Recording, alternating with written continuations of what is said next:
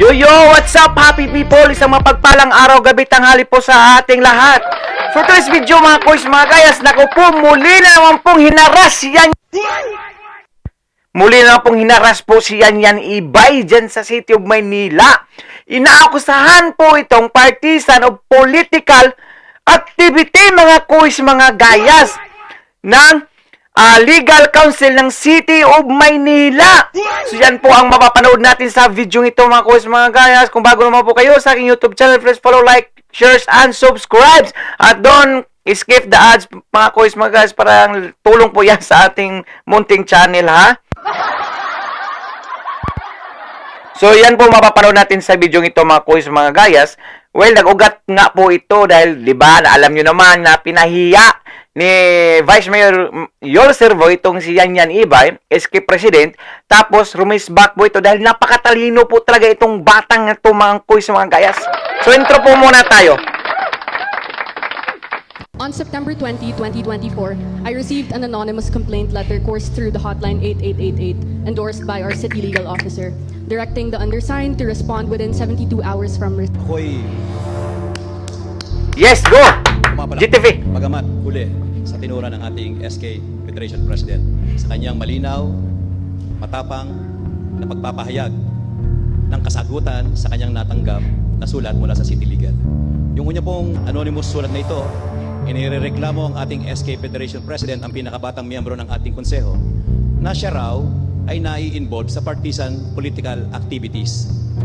Pero malinaw din po ngayon sa sagot ng ating SK Federation President at talagang magaling, talagang matalino, talagang mahusay mag-research ito.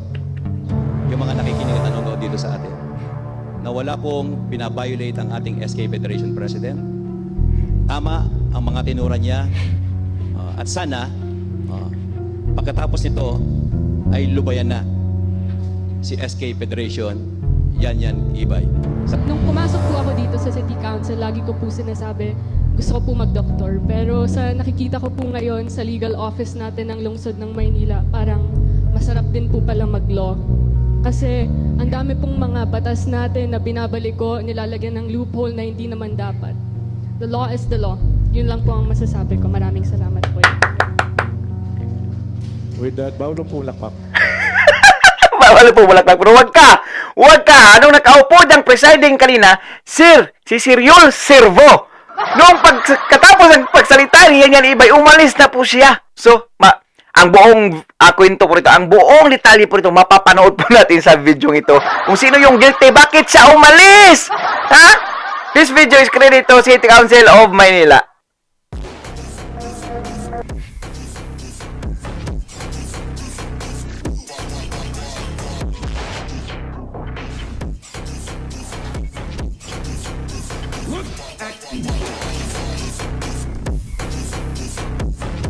Pagpalain kayo ng buong may kapal. Manila! God first! Ikilala ng hapag ang kaganapan siya Yan Ibay. Maraming salamat po, Your Honor. I stand before this esteemed chamber today both Oh, kita nyo. Si Vice Mayor Yol Servo pa yun. Mamaya, biglang mawawalan yan. as a member and as an elected local official to address a matter that I sincerely hope and pray will never happen to any of you in the future. I am referring to the obiter dictum made by our city legal officer regarding partisan political activities, which appears to be aimed specifically at me as an elected barangay official. The fact that I was singled out in this way has caused me great concern, instilling a sense of fear and raising serious worries about political harassment and the potential infringement on my political rights. Allow me to share a brief background on the matter. On September 20, 2024, I received an anonymous complaint letter coursed through the hotline 8888, endorsed by our city legal officer, directing the undersigned to respond within 72 hours from receipt. The response was submitted within the prescribed period. Among the hypothetical responses provided, assuming for the sake of argument, but without admitting anything, was the concern regarding a perceived violation of the political neutrality clause for elected Sangguniang Kabataan or SK officials, allegedly under Republic Act 7160 and or Republic Act 10742, I quote, "The allegations regarding the violation of political neutrality of the Sangguniang Kabataan, nowhere in Republic Act 7160 or Republic Act 10742 does it mention any provision about it. Nonetheless, no political faction exists within the Sangguniang Kabataan Federation of Manila. Both the SK Federation and the office of the undersigned are continuously extending services to the youth of Manila in general and to SK officials specifically, regardless of any perceived biases as stated in the complaint.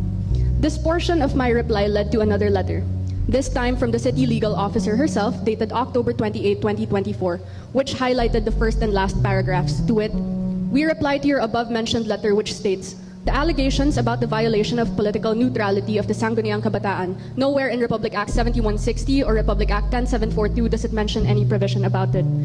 The city legal officer said, it would be wise for you to be aware that this statement may be construed as an implied admission that you are involved in partisan politics. Therefore, we request that you do not place this office in a position where it will be compelled to exercise its mandate in light of the complaints and evidence that have been filed against you. In my response letter, particularly regarding the first paragraph, I clarified that the statement was merely based on the complaint. I assumed, for argument's sake, without admitting any violation, that certain activities might be considered as partisan politics, which, according to the city legal officer's letter, are not allowed for all barangay officials, as stated in Section 14 of the Joint COMELEC CSC Advisory on Electioneering and Partisan Political Activity dated March 29, 2016. If such violations are committed, it would necessitate the city legal office to exercise its mandate. Consequently, all barangay officials who have participated or continue to participate in partisan politics, particularly during the filing of certificates of candidacy and other political activities, should also receive a letter from the city legal officer dissuading them from engaging in any political activities. In the absence of such a letter to all barangay officials in Manila, this could be construed as a form of curtailment of my constitutional rights and the case of political harassment. Citing the legal maxim, expressio unius est exclusio alterius, what the law does not include, it excludes. The existing prohibition on partisan political activities applies only to appointed and career government servants, as well as to military, police, and other paramilitary units, and does not apply to elected officials without any distinction between national and local officials. As stated in the following, the first being that of the 1987 Philippine Constitution, Section 2, Article 9B of the 1987 Constitution, and the implementing statutes apply only to civil servants holding apolitical offices. Stated differently, the constitutional ban does not cover elected officials. BP 881, the Omnibus Election Code, Section 261, Prohibited Acts. The following shall be guilty of an election offense. 1. Intervention of public officers and employees. Any officer or employee in the civil service except those holding political offices. Any officer, employee, or member of the Armed Forces of the Philippines or any police force, special forces, home defense forces, barangay self-defense units, and all other paramilitary units that now exist or which may hereafter be organized who, directly or indirectly, intervenes in any election campaign or engages in any partisan political activity except to vote or preserve public order if he is a peace officer. Last is the Republic Act Number 7160, the Local Government Code of 1991, Section 93, Partisan Political Activity. No local official or employee in the career service shall engage directly or indirectly in any partisan political activity or take part in any election, initiative, referendum, plebiscite, or recall except to vote, nor shall he use his official authority. O, klarong-klaro yun ha. Walang mga public servant o mga elected official, elected officer na pwedeng kasuhan ng partisan political activity. Klarong-klaro. So, kaya nga napakatalino talaga itong siyan yan. Iba lahat talaga niya magawa ng paraan. Biruin nyo mga kuis, mga gayas. Inulit pa nila. Noon ay talagang pabagsakin na itong siyan yan, ibay. Pero nagkakamali sila. Napakatalino nito. Tapos ngayon, sinusubukan na naman. Hindi ba sila nadala? Hindi nyo ba alam? Mas lalong ikakabagsak nyo yan? Kasi alam namin kung sino yung namumuno niyan. Alam po namin kung sino. Or influence to cause the performance of any political activity by any person or body. He may, however, express his views on current issues or mention the names of certain candidates for public office whom he supports. Elective local officials may take part in partisan political and electoral activities, but it shall be unlawful for them to solicit contributions from their subordinates or subject these subordinates to any of the prohibited acts under the Omnibus Election Code. Assuming that Section 14 of the Joint COMELEC CSC Advisory on Electioneering and Partisan Political Activity dated March 29, 2016, as cited in the City Legal Officer's letter, is legally binding, though it contradicts both statutes and the Philippine Constitution.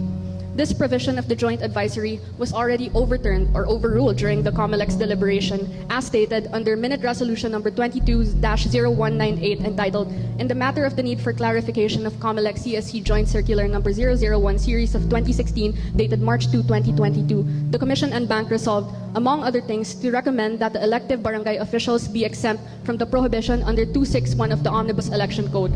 The pertinent provisions read, after due deliberation and considering the foregoing, the Commission resolved, as it hereby resolves, to approve the recommendation of the Law Department that elective barangay officials be accepted from the prohibition under 261 of the Omnibus Election Code without prejudice to the power of the supervision of the Department of Interior and Local Government over elective officials and to any administrative liability elective officials may incur under law other than Section 261 of the Omnibus Election Code."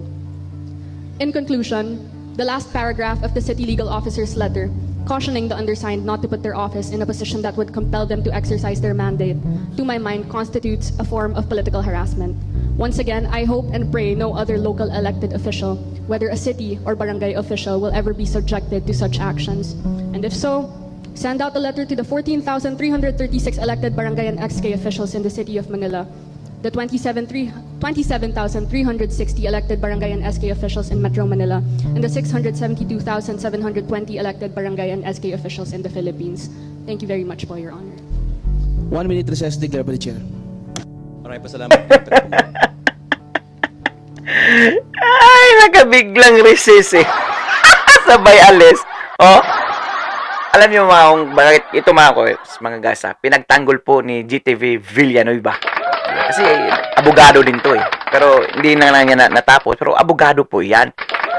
Biruin nyo, kung bakit lagi lang binanatan si SK President Federation, yan ibay, dahil gusto yata nilang makuha. Alam na dis, yung mga kabataan. No.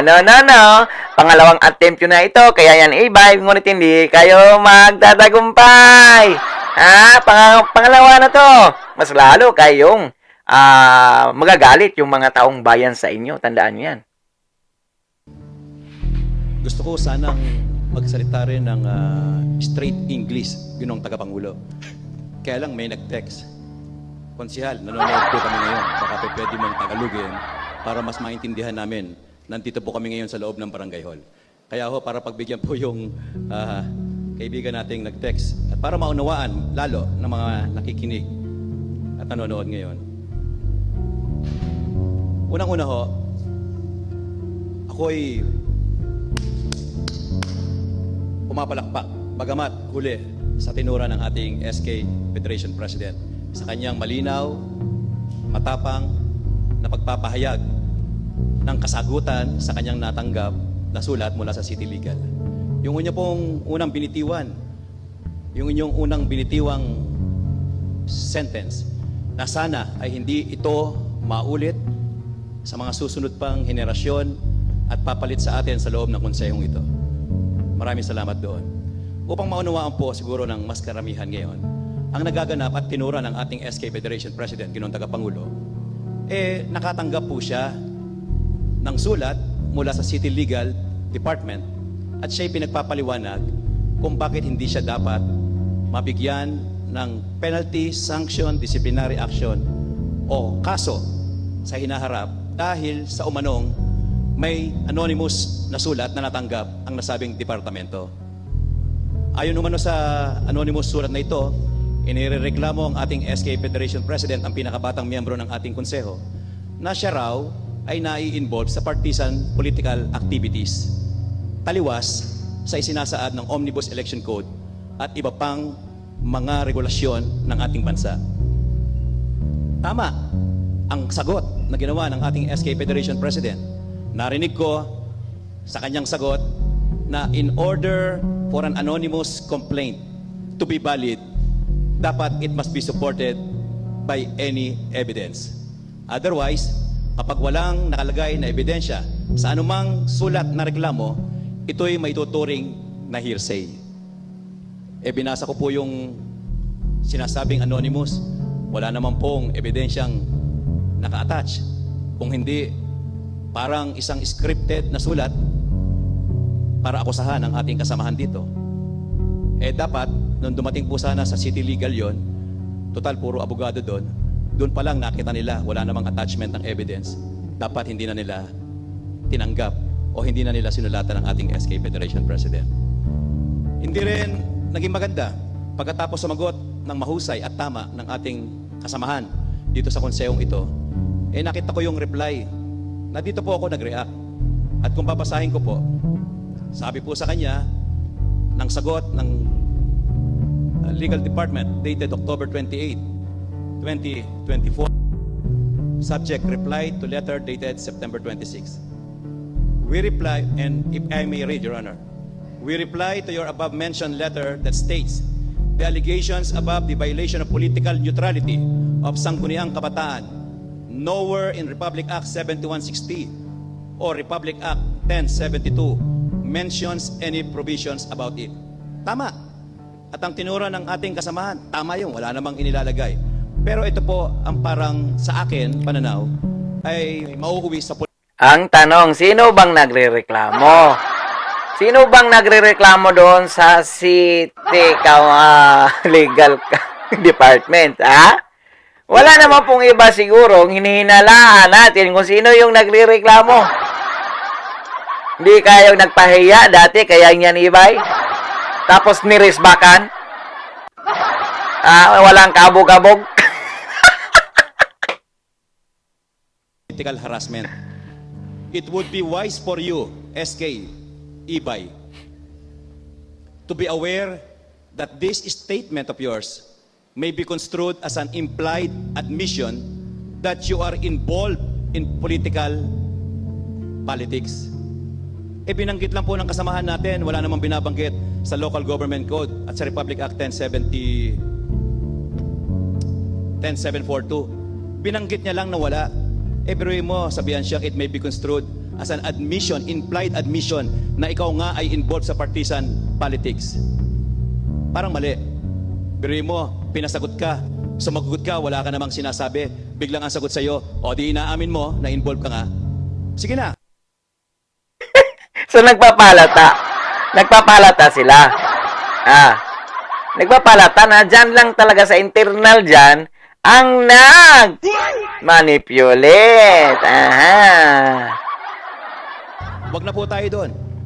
Ang sinight na kaso na ipinagbabawal ang mga barangay officials, including all elected officials, to engage in any partisan political activities.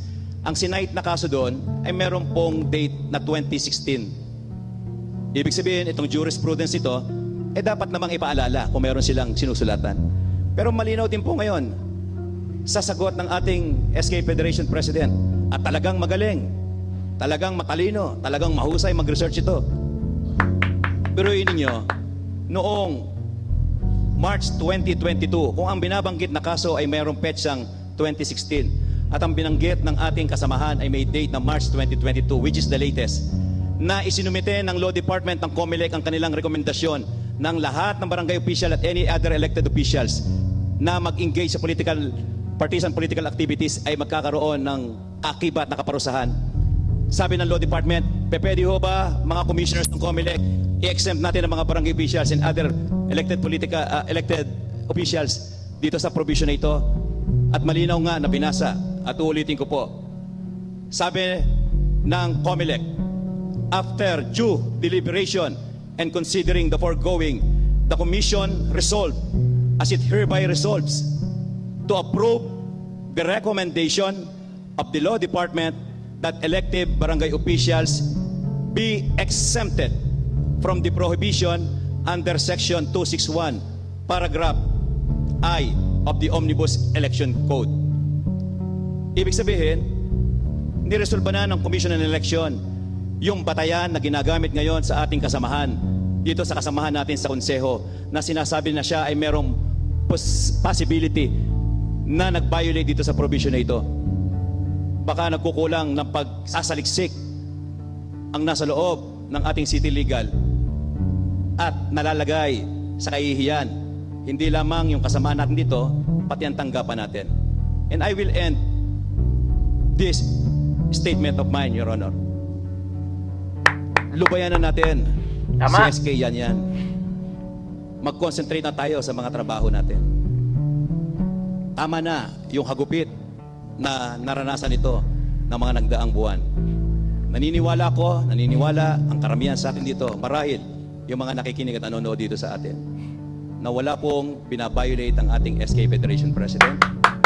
Tama ang mga tinura niya, at sana pagkatapos nito ay lubayan na si SK Federation Yan Ibay, sapagkat ginagawa niya ng tama ang kanyang trabaho bilang SK Federation President at patuloy niya itong gagawin. Huwag na natin siyang idamay sa nangyayaring tika dito sa Politika. loob ng lungsod. Maraming salamat. Tingnan nyo dyan. Oh, iba na yung presiding. Ako dito sa City Council, lagi ko po sinasabi, gusto ko po mag-doktor. Pero sa nakikita ko po ngayon sa legal office natin ng lungsod ng Maynila, parang masarap din po pala mag-law.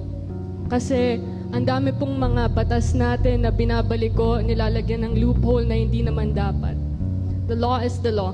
Yun lang po ang masasabi ko. Maraming salamat po, Your Honor. With that, bawal lang pong lakpak. With that, Ay, nako. City streets, we began to feel the fire. So, doon natin makikita mga kuis, mga gayas, nga mukhang may napapahiya na naman. Hindi na naman sila nagtagumpay. Ha? Hindi naman sila nagtatagumpay dahil ilang beses na lang ginawa yan, kaya yan Ibay. Hindi kasi nga, ayaw nilang malamangan, malampasan. Yung napakatalino ng batang yan Ibay na yan palipakan Oh, anong komento, reaksyon nyo dito mga kuis, mga gayas? At sino yung pakana nito Ha? Lumagapak na kayo nung una, inulit nyo pa? Oh, lumagapak pa rin kayo ngayon? Ganun po, bait, napakabuti, napakatalino na si Yan Ibay. So, alam nyo na, kung sino yung pakana, paki-comment sa ating comment section, yung inyong opinion at reaction, okay? At paki-follow, like, and share, and subscribe naman po, mga guys. So, for now, I'm good! Manila, God first! God bless all, peace! Bye-bye!